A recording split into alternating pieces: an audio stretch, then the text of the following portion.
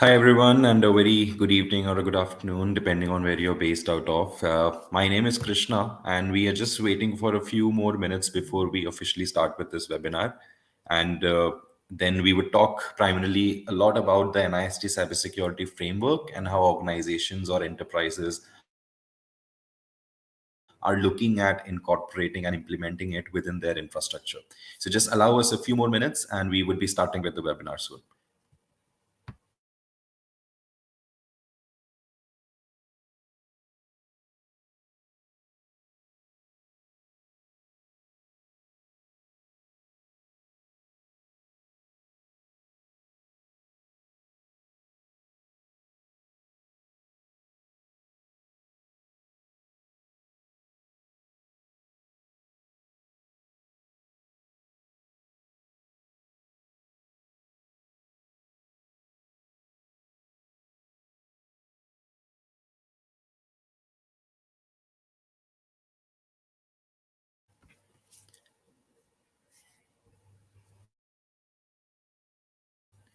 Great. So I think we are good to start.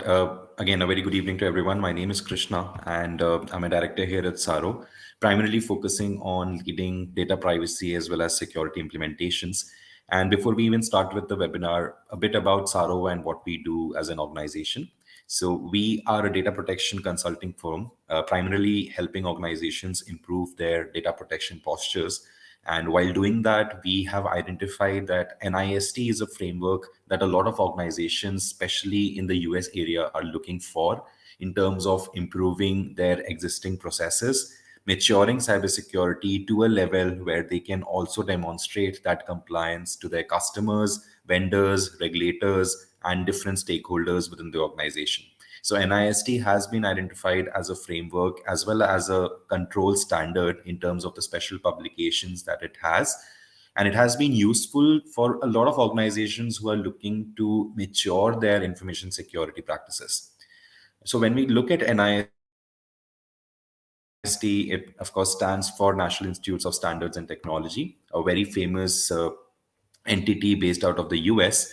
And before we even begin with me sharing a lot of information about the framework, a simple disclaimer for all of you that whatever information I'm sharing here is not legal advice. It is simply for reference and educational purposes. And of course, all this is something that you must go back and also verify from your end that does it apply to your organizations? Does it meet what you are looking for in terms of improving your posture for the organization's safeguarding controls against cybersecurity, and how does it also translates the recent requirements around emerging technologies within the overall infrastructure. Now, Akarsh and I both were supposed to go and speak about this webinar, but he would be running a bit late and he would be probably joining in a few more minutes, which is why I would take it up and I would talk about the different areas that NIST has and what it contains.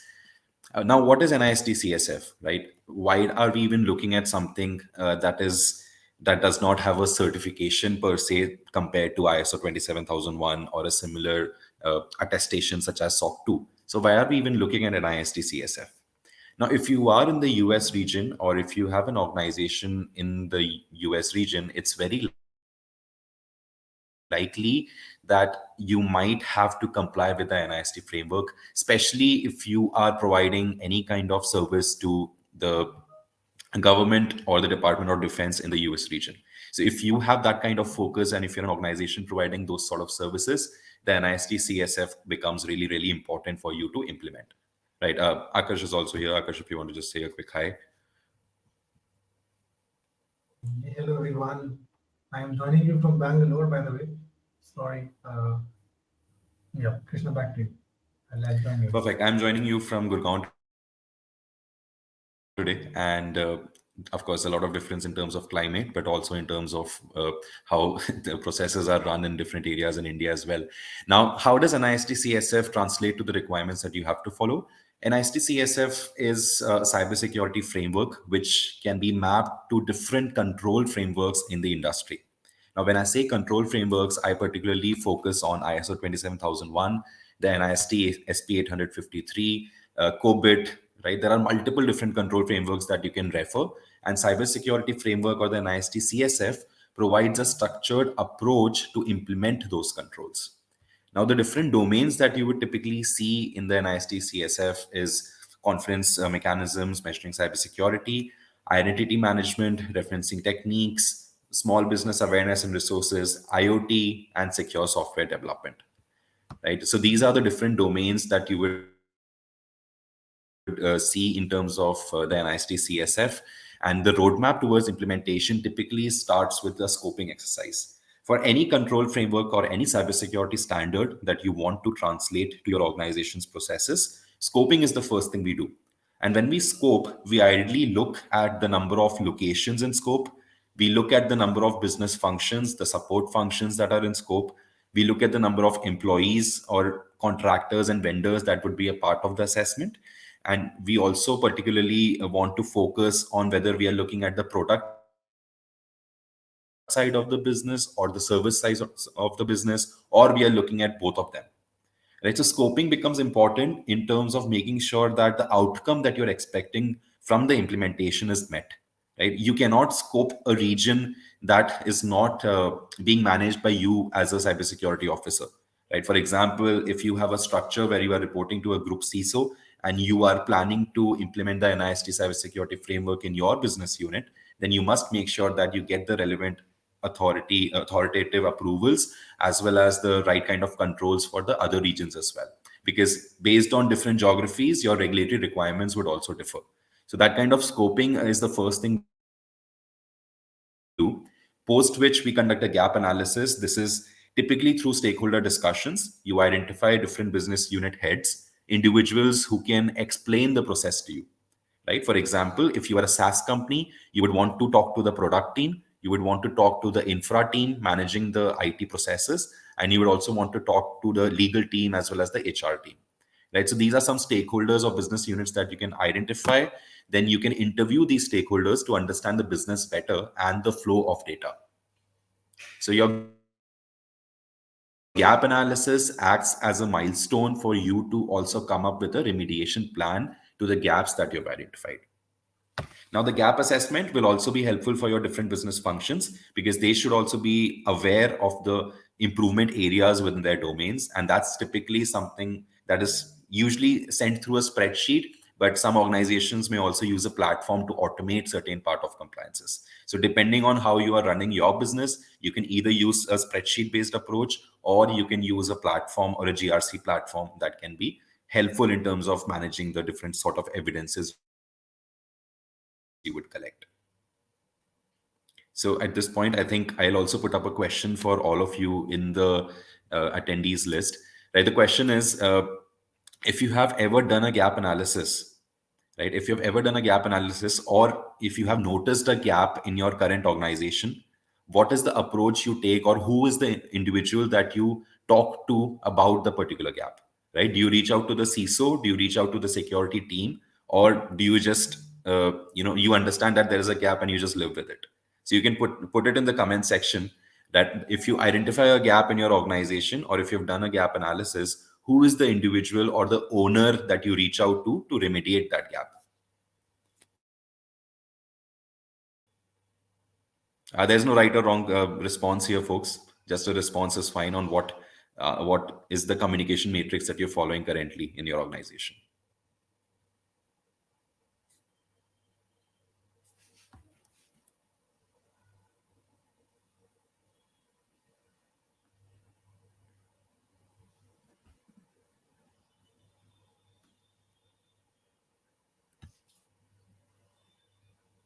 Okay, so the communication matrix is something that depends on how your organization's hierarchy and overall chart is structured. So, if you have a chief information security officer who is responsible for conducting the gap analysis, then you would also have a risk management framework where you have identified risk owners for different sort of risks that you are identifying. Right? For example, if it's a risk that you've identified in the HR process, then it's very likely that the HR team's business unit head or an individual would be the right one to reach out for this particular gap. Once this gap analysis is done, we identify the list of gaps, then also assign a rating to it. Right? What are the gaps and how are they impacting the organization as a whole? Kapish has also responded in the chat that application owner first to verify the findings. That's completely fair, Kapish, because if you are reviewing an application or reviewing a particular process, then you're also mapping the ownership of those applications and processes so that you can reach out to the right person and make sure that the gap is evaluated and fixed.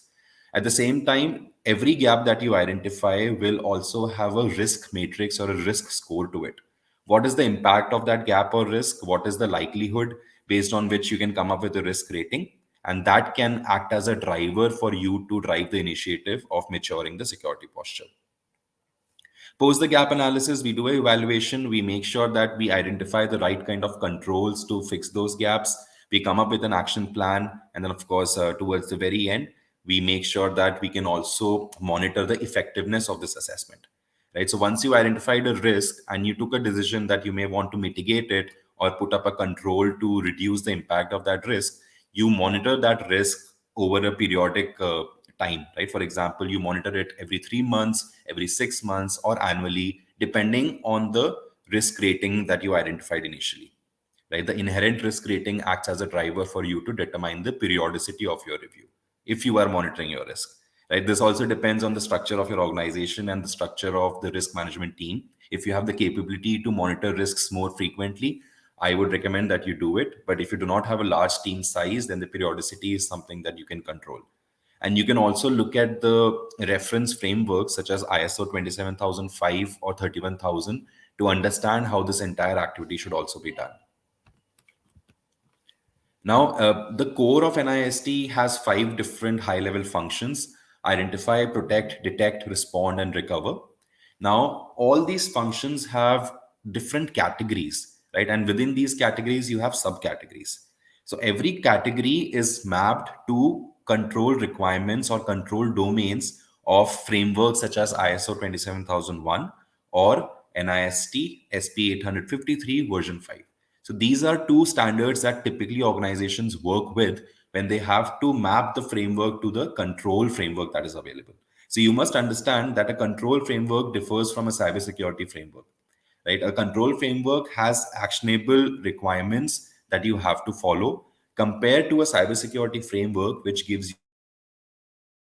you a guidance on how to structure your entire program, right? So you can also use other standards, but typically NIST is the more extensive framework that organizations use to also drive it. So NIST CSF plus your ISO 27001 or plus your NIST SP 853 version 5 acts as an ideal combo to conduct maturity assessments, to conduct implementation assessments, to also identify the different control gaps or delta that you have to fix, right? So it can act as a really good framework, especially if you are an Indian organization or an Asia Pacific organization looking to expand in the US region.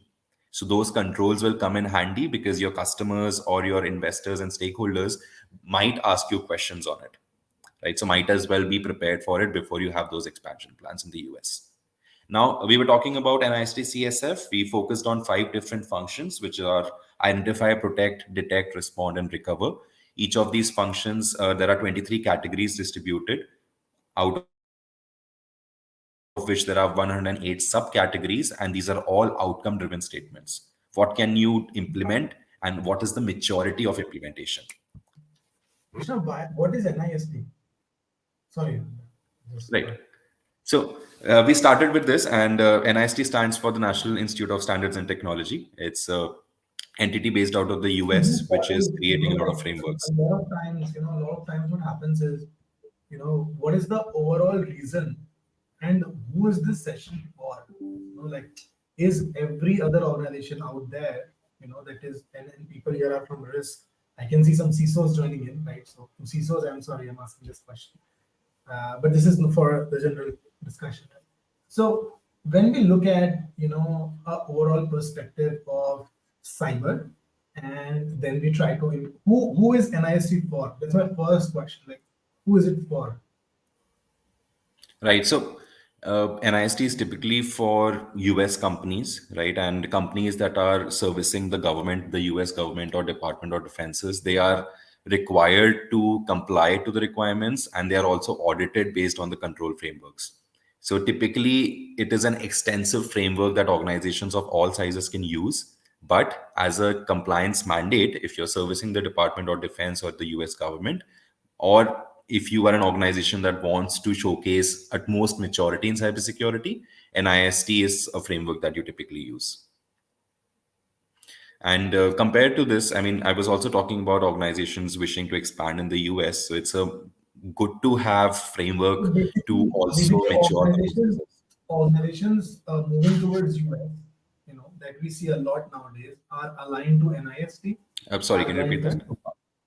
And when we compare the organizations in Europe, they are more aligned to ISO, right? Is that the thought? So basically, yeah, it depends on the type of business and the expansion of business that people are looking for, and then according to that, people try to align to these standards. And I also remember, we were working at one of the clients, right, who was providing services, and we were implementing an IST OT platform like OneTrust. We were implementing, if you remember. And at that point in time, the important thought process for us was that because they have business, so under their contract with their US counterparts, with their North American counterparts, they were asking for an ISP. Like, give me an audit report. And their investors were also asking, right? Can you throw some light on that, Krishna? Right. So I think the importance is that we must understand that there are different standardizations with respect to cybersecurity. So if you are in the European region, it's more likely that your customers may ask you about ISO 27001. But again, if you're in the US region, you are more likely to be asked about a SOC 2 attestation report or maybe compliance to NIST. Right. So depending on the region that you operate in and the kind of service you do, the first thing you do is you understand that NIST has more than 1,000 controls, right? And all of those controls will not be applicable to a specific business and the scoping that you do. So the first thing you do is when you identify the scope, you also map the right set of controls that are applicable to the identified scope. Because a simple example, if you don't have a physical premises, then the physical security domain controls may not be applicable to you as an organization. So that's what you need to understand in terms of the goals of the organization and what kind of posture you want to showcase to your vendors and customers. If you're working continuously in the US region, then it is very highly recommended that you follow practices of NIST so that you can reduce your sales life cycle as a company and at the same time win contracts faster, right? And of course it also gives a lot of trust, a lot of loyalty, and helps the organization with reputation as well, that you are following the NIST best practices. Right. So, but do we have a certification around NIST? Like, if let's say somebody complies to NIST, Krishna, do you think that they can certify, put a stamp on it, saying, "Hey, I am NIST certified"? Is that a possibility? Because that is something that happens with SOC, right? When you have SOC 2 Type 2 by AICPA, you get certified. So, do you have that? Because certification is a big deal nowadays, right? In all the contracts, everybody's talking about it. All our clients, we are doing this. So, what's your take on that, Krishna? Right. So, certification for NIST is something that is mandated for organizations servicing the government. But for any other organization that is not particularly working with the US government or DoD, there is no certification that is particularly available for them. The reason being that it is more of a self attestation and a verification of evidences by the customer that you're working with compared to a certification like ISO or maybe SOC 2 that's been done by the AICPA or the licensed CPAs, right? So NIST does not have a particular certification as such, but it focuses a lot on improving the maturity of the organization. So I think where Akarsh is also coming from is that if you are a CISO and looking to implement something like NIST, you might have a tougher time getting a budget for it because you do not have a certificate to show to your investors. But what you can also do is you can implement the NIST framework and you can ask the same set of auditors to share a compliance report to you compared and mapped to NIST. So that's something that you can definitely look into and probably also pitch to your management to increase the budget that you might require.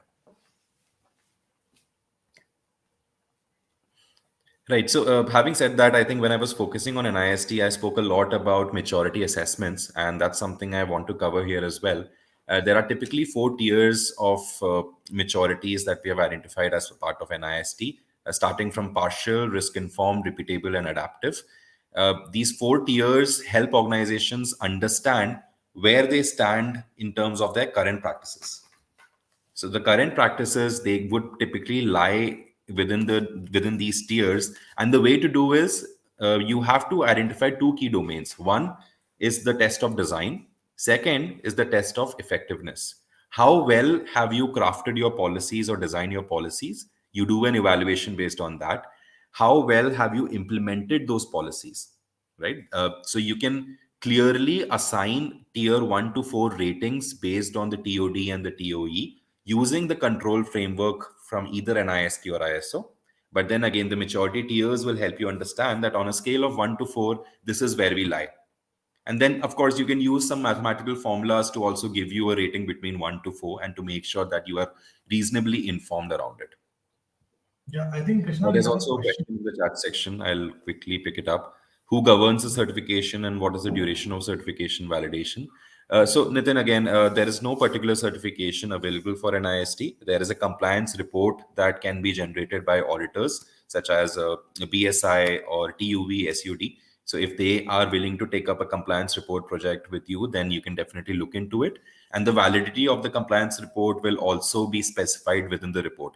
Typically, it's annually or maybe 2 years, depending on the size of the organization, and the validity can be renewed within every 1 or 2 years.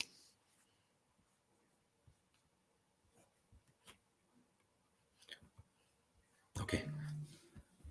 So we focused a bit about the maturity tiers. We started understanding how different tiers are identified in an IST and how can you assess your organization's current status with it. Now we would also talk a bit about measuring the effectiveness. Right? What kind of improvements are you looking at while you are implementing the framework, and how do you map it as well? So when you are doing your maturity assessment, or when you're starting with identification of the current status of the organization between 1 to 4, you do the assessment, then you understand that these are particular domains where you have to improve. The domains will translate into actionable items that you will communicate to the responsible teams. So, for example, if you have identified incident management as a domain where you need to put in a lot of effort, then you will sit with the incident management team within your organization, communicate what needs to be done, and write an implementation date for it. Once they have implemented it, you go back again, you make sure that the process has been implemented as per your expectation, and then the status of the organization changes for the domain that would be incident management. So let's say you had a rating of 2 initially, you had very well crafted policies, but the processes were not implemented. But because you were able to identify that gap and rectify it, during the reassessment, that rating went from 2 to 3. So there was a improvement in terms of the management of incident management processes. So effectiveness is something that you can easily manage through the quantification that NIST provides.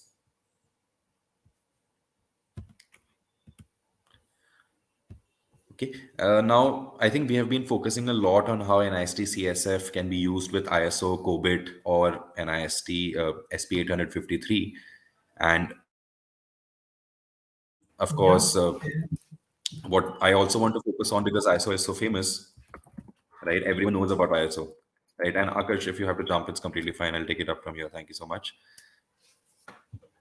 Right. So I was talking about NIST CSF and its close collaboration with ISO 27001. So if you are someone who's also looking at the recent version of ISO 2022, if you are planning to comply with it, then you can also align it to the NIST CSF. Right. Make sure that the ISO 27001 has a more structured approach in terms of implementation within your organization. So, depending on what kind of organization and the structure, you can choose the right kind of control framework, which could be ISO, it could be NIST SP 853 that you can see on the screen, and it could also be the COBIT 5. So, there are different domains which each of these controls have, and I would just slightly talk about them as well. So, ISO, the new version, has a different structure compared to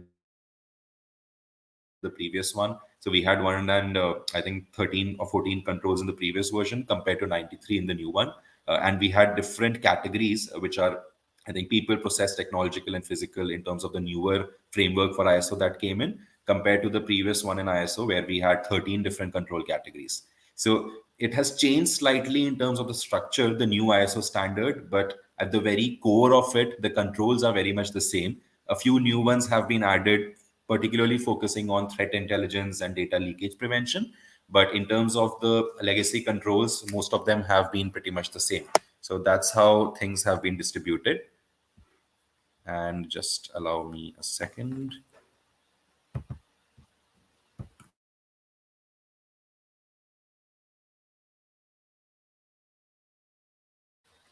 Right. So I think with this, I also want to focus a bit upon the different areas that we've just discussed. So just allow me a second. I'll just share my screen.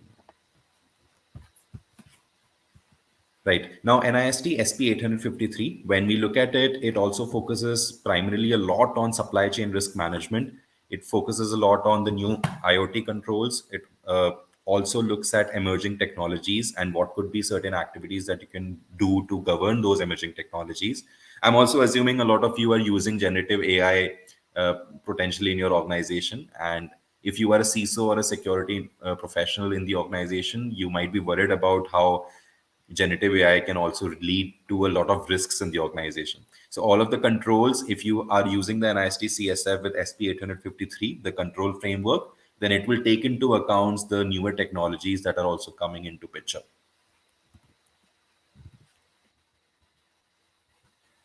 Okay, now, the last one would be COVID. COVID has five key domains developed by ISACA. These are the different domains which have been also categorized into different controls, and the controls are important in terms of how can you structure the entire COVID framework into your organization. COVID has major differences with respect to ISO and NIST because it focuses more on the governance and management of enterprise IT compared to NIST SP 853, which is a risk-based framework, and ISO 27001, which is again a risk-based framework. Right, so COVID 5 slightly differs in terms of the controls requirements, but in the end, NIST CSF is humongous as a framework, which can be translated to a lot of different controls, right? Control libraries and control frameworks. So you can easily map it to the relevant requirements. Even if you want to do ESG compliance, for example, right, you can typically pick up one of the frameworks from NIST, map it to the requirements, and use that to comply to the different regulatory requirements as well as the vendor requirements that come in. Right. So these are some things that I wanted to touch upon today. I know that we are a bit short on time, which is why I would straight away go to the Q&A. So I'll wait for any sort of questions from all of you. If you have any questions, any particular areas that you want me to discuss more, I'm happy to respond to it. You can also reach out to me on LinkedIn if you feel that the question is not answered fully, or you may have certain talking points which differ from what I'm talking here about NIST. So just feel free to ask those questions. I'll leave the last 2 minutes for any questions that may come my way. There's a question from Arun, which I'll pick up from the chat section. The question is where the responsibility of senior management is mentioned in NIST. So, Arun, NIST particularly has roles and responsibilities as a key requirement in its identify function. So, it has five functions: identify, protect, detect, respond, and recover. So, within the identify function, the governance part in terms of the responsibilities are also mentioned. You will find it in the SP 853 version 5 as a part of the control requirement. But in terms of the overall framework, you will find it in identify function. Uh, Arun has another question. How can we ingest NIST special publications in NIST CSF? And do we also have to create a statement of applicability? So, Arun, there are mappings that are available online. So, you do not have to do it manually. You do not have to look at all the controls in SP 853 and map it back to NIST CSF. There are online mappings that NIST has done. They are available in PDF, Excel, as well as different versions so that you can easily leverage it. So, you simply go to the NIST public website and search for the data mapping between NIST CSF and the different special publications, and you will find the mapping readily available.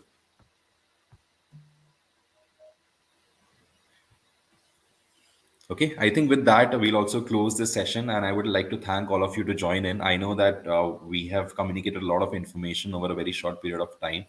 If you have any further questions, I'm more than happy to respond and probably discuss to also enhance my learning on how you have implemented it. So you can reach out to me on LinkedIn or probably any other communication channel that you see as viable for you. And I'm looking forward to connect with all of you soon. Thank you so much for your time, and thank you for joining the webinar. A short one, but I hope it was informative for all of you. Bye bye.